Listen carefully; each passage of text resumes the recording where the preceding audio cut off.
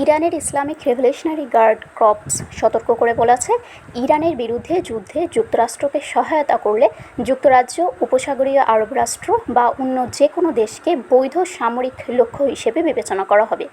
আইআরজিসির মুখপাত্র brigadier general Hussain মোহেবি ইরানের সংবাদ সংস্থা তাসনিম নিউজকে দেওয়া এক সাক্ষাৎকারে বলেন, সম্ভাব্য সব পরিস্থিতির মোকাবিলায় ইরান আগেই নির্দিষ্ট পরিকল্পনা তৈরি করে রেখেছে।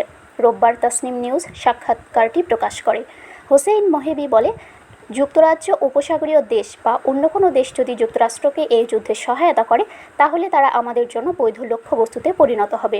মোহেবির দাবি, সম্প্রতি যুক্তরাষ্ট্রের B-1 বোমারু বিমান যুক্তরাজ্যের একটি বিমান ঘাঁটি ব্যবহার করেছে। তিনি বলেন, যদি যুক্তরাজ্য যুক্তরাষ্ট্রের সঙ্গে সহযোগিতা করে, তাহলে তারা আমাদের নির্দিষ্ট ও বৈধ লক্ষ্যবস্তু হবে। তিনি আরও বলেন, সম্ভাব্য প্রতিটি পরিস্থিতির জন্য আমাদের আলাদা পরিকল্পনা রয়েছে।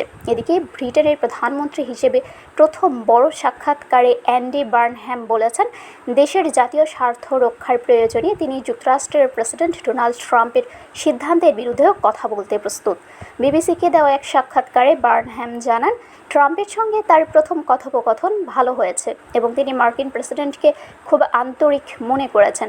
তবে ট্রাম্পকে পুরোপুরি বিশ্বাস করেন কি না এমন প্রশ্নের সরাসরি উত্তর না দিয়ে তিনি বলেন, বিশ্ব পরিবর্তনশীল, তাই পরিস্থিতির সঙ্গে তাল মিলিয়ে সিদ্ধান্ত নিতে হয়। বার্নহ্যাম বলেন, ব্রিটেনের জন্য সঠিক মনে হলে ট্রাম্পের সঙ্গে ভিন্ন মত প্রকাশ করতে তিনি দ্বিধা করবেন না।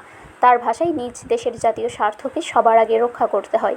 ইরান সংঘাতের প্রসঙ্গেও তিনি উদ্বেগ প্রকাশ করেন। বার্নহ্যাম বলেন, যুক্তরাষ্ট্রের প্রেসিডেন্ট ইরানের সঙ্গে সংঘাতে জড়ানোর সিদ্ধান্ত নিয়ে তার উদ্বেগ ছিল এবং সঠিক মনে করলে নিজের মতামত প্রকাশ থেকে তিনি পিছপা হবেন না।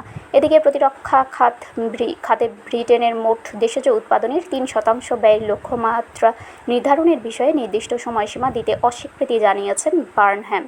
তিনি বলেন, নতুন সরকারের সামনে প্রথম কাজ হলো প্রতিরক্ষা বিনিয়োগ পরিকল্পনার পূর্ণ অর্থায়ন নিশ্চিত করা এবং এই বিষয়টি বছরের শেষের বাজেটের আগে পর্যালোচনা করা হবে।